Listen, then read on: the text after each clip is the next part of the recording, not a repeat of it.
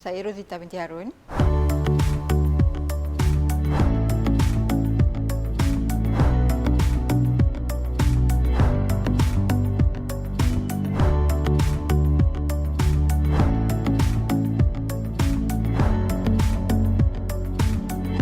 Batik ni berasal daripada perkataan Jawa, amba, yang bermaksud melukis, menulis ataupun menitik menggunakan lilin. Untuk menghasilkan batik ada banyak kaedah, tapi kaedah yang popular yang digunakan daripada dulu hingga kini, canting dan juga blok. Bermula sebagai seorang kerani syarikat batik dan dari situ timbullah minat untuk membuat batik sendiri.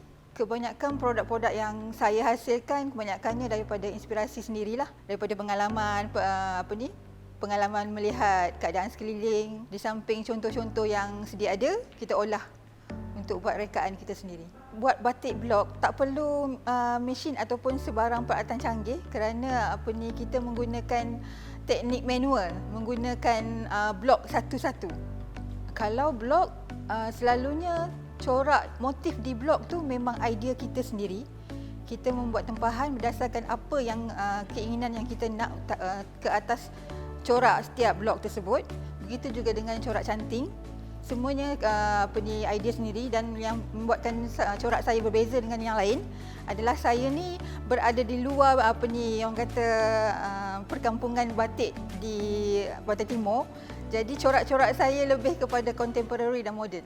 Pengalaman akak dalam batik chop ni tidaklah terlalu banyak. Akak lebih banyak bermula dengan batik canting.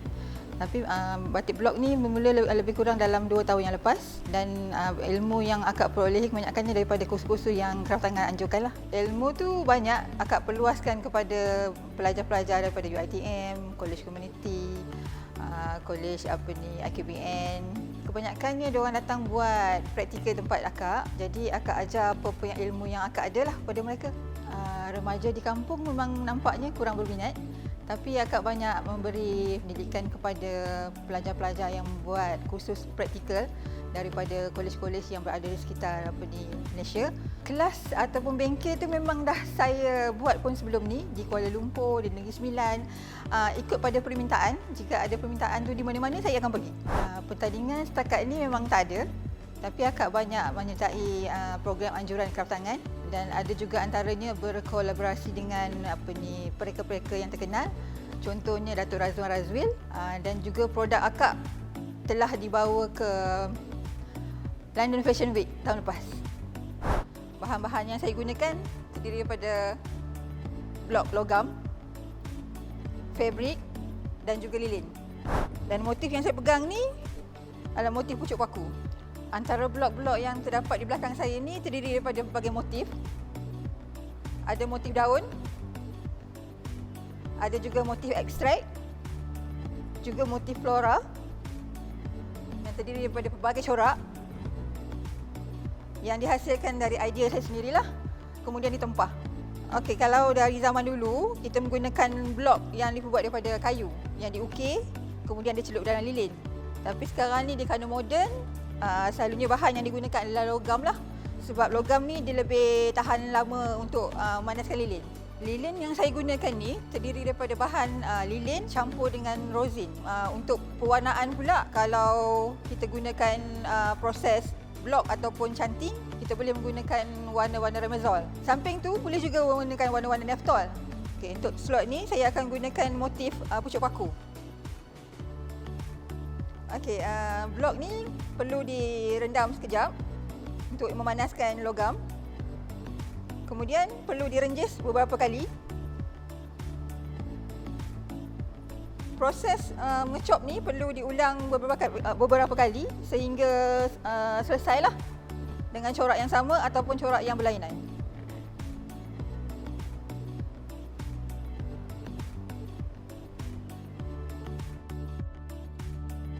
Untuk chop yang kedua ni saya guna corak abstrak lah.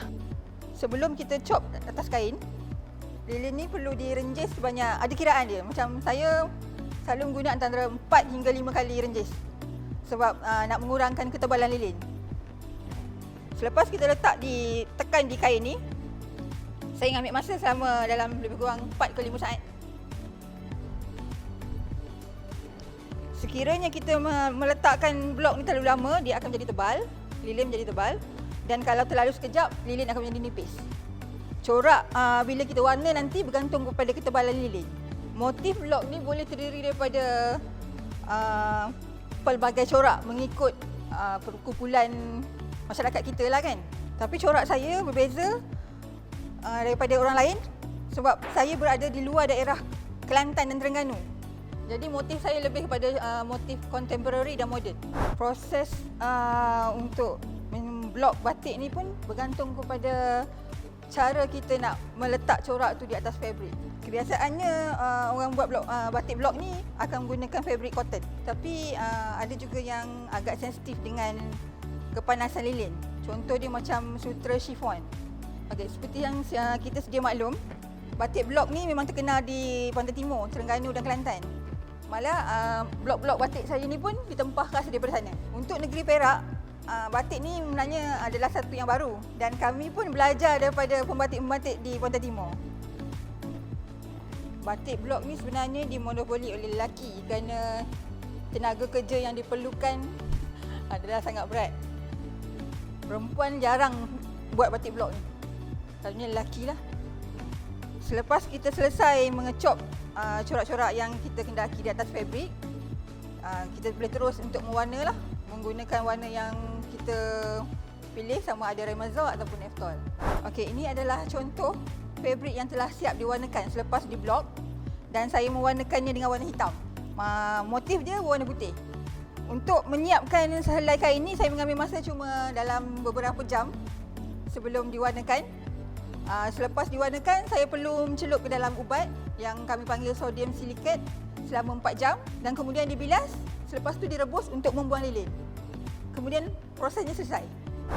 Okey, harapan saya terhadap batik di Malaysia ni, saya ingin sekali melihat ramai lagi rakyat Malaysia yang menggunakan batik bukan pada hari-hari yang tertentu saja tapi pada setiap hari pada semua golongan. Tidak semestinya pada pekerja-pekerja sektor awam tapi juga swasta dan juga remaja. Juga saya ingin berterima kasih kepada Kebatangan Malaysia, UMNO, Kebatangan Perak khasnya kerana banyak sangat membantu usahawan-usahawan terutama usahawan batik macam saya yang berada di jauh daripada Kelantan dan Terengganu yang memang kita tahu sangat terkenal dengan pembuatan batik. Saya juga boleh dihubungi melalui IG Rosita Tini, selain daripada FB Ristini Harun dan juga WhatsApp lah ataupun email.